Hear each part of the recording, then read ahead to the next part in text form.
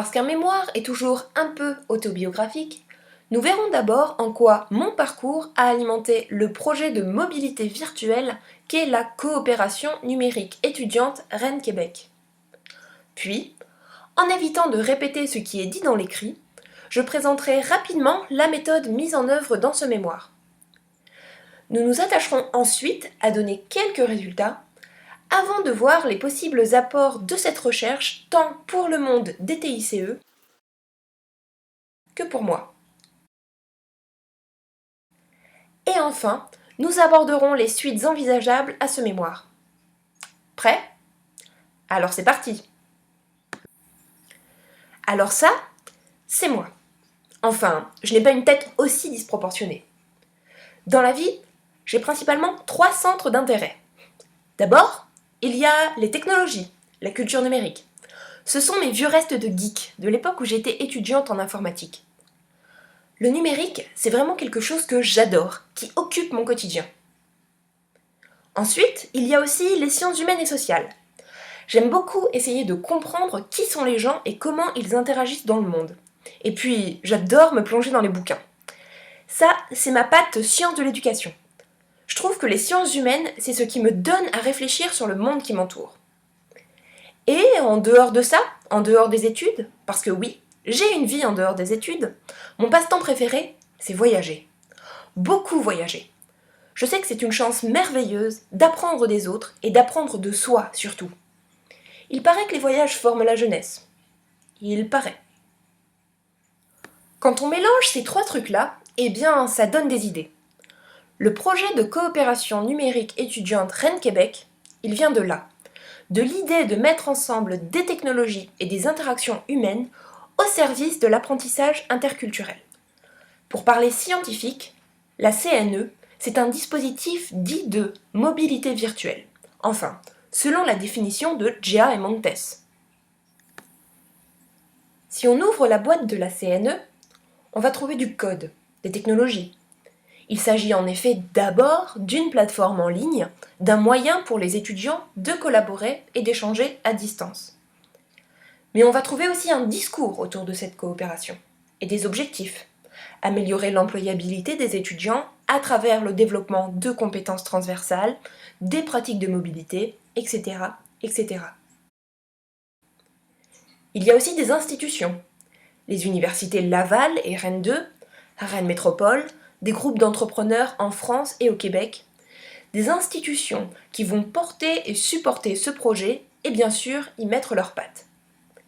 Mais il y a aussi et surtout des gens, des décideurs et des étudiants, des personnes avec des parcours différents, des cultures différentes, des gens à connecter. Et moi, j'ai plein de questions sur eux, sur leur rapport au discours, aux technologies et aux institutions aussi. Ce sont toutes ces questions qui vont orienter mon enquête. Pour comprendre les rapports aux technologies, aux discours et aux institutions, et mieux cerner pourquoi les différents acteurs de la coopération numérique étudiante Rennes-Québec ont décidé de s'associer au dispositif, j'ai d'abord choisi de les observer, un peu à distance, avec ma longue vue ethnographique. Oui, bon, je ne suis pas douée en dessin, ça fait un peu voyage dans la lune vu comme ça. Et puis, je suis allée les rencontrer, les gens. Des décideurs, des étudiants, en France et au Québec. J'ai passé du temps avec eux et je leur ai posé des questions. À travers des entretiens cliniques, j'ai recueilli leurs paroles, leurs attentes, leurs a priori. Il en est ressorti plein de choses, plus ou moins attendues ou convenues. Ce sont ces éléments, couplés à ce que j'avais pu observer sur le terrain, que j'ai décidé d'analyser. Figurons-nous une île sur laquelle se trouvent 2 petits bonshommes, un Québécois et un Breton. C'est grâce à eux que nous allons essayer d'illustrer les vecteurs d'implication dans la CNE que j'ai pu identifier. Ces 2 bonshommes pêchent, mais les poissons sont variés. Ils vont donc adopter des techniques, mettre en place des jeux d'acteurs plus ou moins conscients pour parvenir à leur fin, c'est-à-dire pêcher le meilleur poisson pour leur dîner. Perchés sur leur île, sur cette zone d'incertitude qu'ils pensent maîtriser, ils usent de stratégies. Du moins, c'est Crozier qui le dit. Chacun a, ou prête à l'autre, des intérêts, des stratégies. Mais l'analyse doit être creusée. Dézoomons un peu Nous verrons mieux. Au lieu d'une île, c'est au sommet d'un iceberg que pêchent nos petits Bretons et Québécois. Un iceberg fait de langues, de comportements, de savoir-faire, d'institutions différentes. En mettant le nez sous le niveau de la mer, cet iceberg est en fait supporté par des normes, des valeurs et des processus cognitifs variés. Cet iceberg, c'est celui des niveaux de culture, d'après l'expression proposée par Prime. C'est sur cet iceberg que s'appuient les stratégies de nos deux pêcheurs, et c'est encore sur lui que repose leur critique lorsque ferrer le poisson devient trop compliqué. En effet, du haut de celui-ci, communiquer n'est pas toujours aisé. Mais prenons encore un peu de recul. Nous voilà au beau milieu de l'Atlantique. À gauche, le Québec. À droite, la Bretagne. Et au milieu, un océan. Un océan où s'est cristallisé l'iceberg des niveaux de culture et une foule de représentations. Cet océan, c'est celui des imaginaires, d'après la définition donnée par Vunen-Burget. Si nos petits pêcheurs semblent bien éloignés de sa surface, ils vont néanmoins témoigner de ces imaginaires dans leur discours. C'est ainsi qu'à travers la CNE, j'ai pu entendre parler de Jacques Cartier, des castors québécois, des pêcheurs bretons, du grand froid, du Minitel, de bûcheron, de l'auberge espagnole, du rêve américain, de grève à la française. Des choses bien éloignées, en effet. À travers l'étude d'un dispositif numérique comme celui de la CNE, nous pouvons donc identifier des stratégies, des cultures et des imaginaires variés. Ceux-ci mobilisent la question des TIS, mais pas seulement. Le numérique nous parle des mobilités, des territoires, des imaginaires, du parcours de chacun, du lien social. Bref, le numérique agit comme un analyseur, un révélateur de dimensions beaucoup plus larges.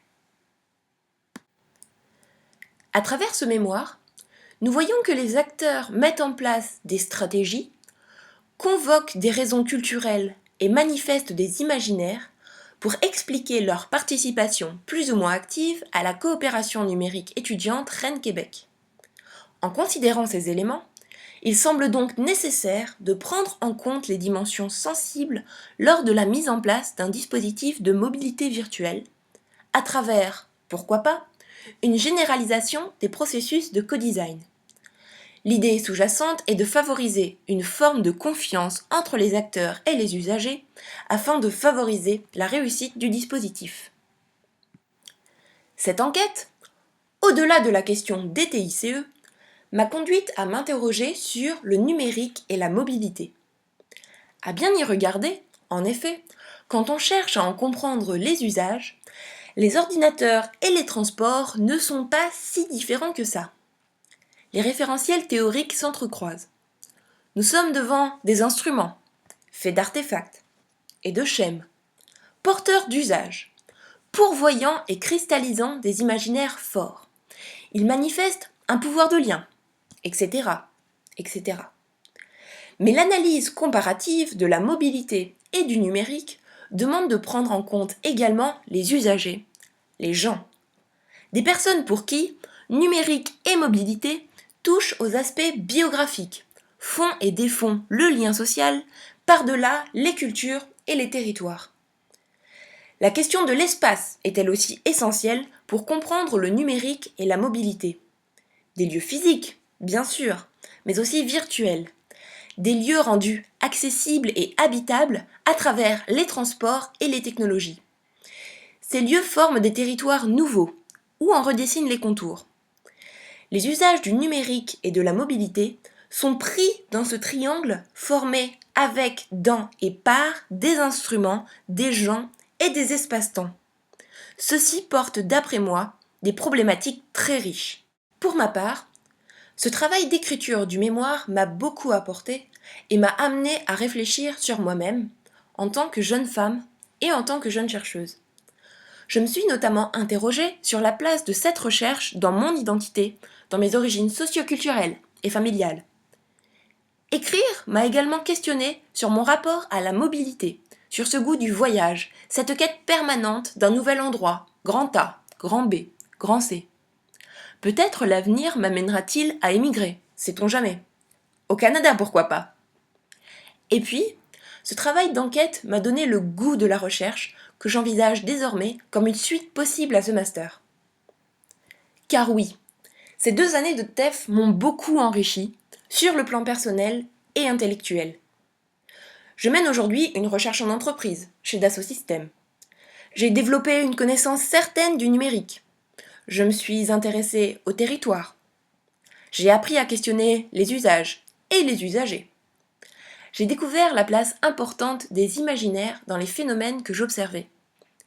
J'ai développé une approche sensible de mes questionnements. J'ai touché à la problématique de la, voire des mobilités. Et je me suis confortée dans l'idée que les apprentissages, ce n'est pas que du scolaire. De tout ça pourrait émerger, qui sait, un sujet de thèse.